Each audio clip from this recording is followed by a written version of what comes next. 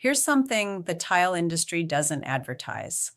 A $5 a square foot tile can have the exact same technical specs as one that costs 10 times more. I'm going to walk you through what you actually get at each price point, and more importantly, where the money really matters in a tile job. At the entry level, think $5 to $8 a square foot. You're mostly looking at porcelain tiles, usually a 12 by 24 or 24 by 24 format, straightforward and widely available.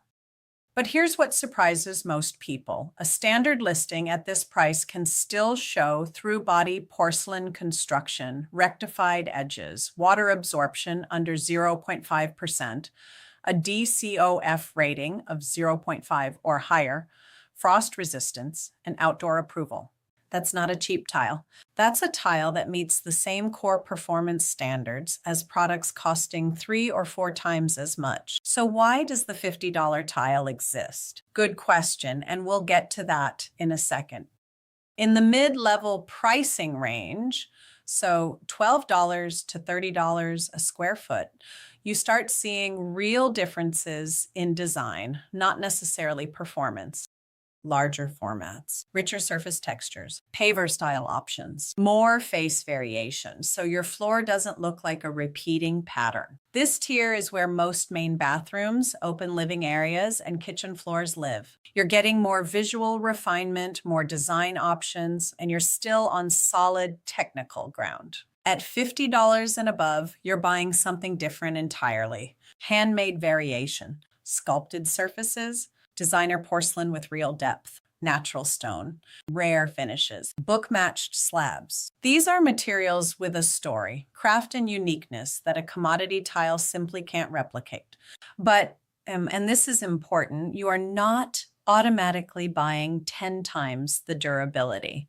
You're not buying easier maintenance. In many cases, you're buying more installation complexity, not less. This is the part most homeowners miss. The higher end the tile, the more it exposes installation risk. Rectified edges and tight grout joints look incredible, but only when the substrate is perfectly flat and the installer knows what they're doing. Large rectangular tiles with a 50% offset pattern, extremely prone to lippage if the prep isn't right. Narrow grout joints on an uneven floor, every imperfection shows. Here's the uncomfortable truth. A bad install on a $50 tile looks worse than a clean install on a $5 tile. The substrate prep, the layout, the movement joints, the installer's skill, these are the real variables in the final result. And they don't show up on the showroom sample board.